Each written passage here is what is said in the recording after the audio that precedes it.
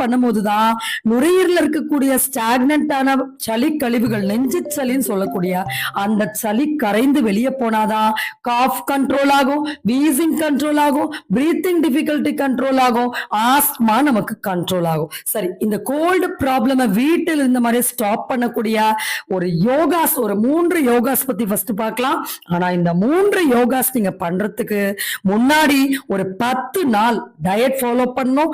நம்ம சொல்லக்கூடிய கஷாயத்தை வீட்டிலே தயார் பண்ணி சாப்பிடணும். இந்த 3ஐயும் நீங்க சேர்த்து பண்ணும்போது பல வருஷமா இருக்கக்கூடிய சளி கூட மலம் வழியாக உடனே வெளியேறும், ஜீரண ஆற்றல் பெருகும். பெருகினாலே நம்ம இந்த தொந்தரவுல இருந்து, இந்த சளி தொந்தரவுல இருந்து முற்றிலுமாக நம்ம வாழ்நாள் முழுக்க ஃப்ரீயா ஒரு பிரீத்திங் நமக்கு கிடைக்கும். சரி, இப்ப அந்த யோகாசனாஸ் நம்ம என்னென்ன வீட்டுல இருந்த மாதிரி பண்ணணும் அப்படின்னு பார்க்கலாம்.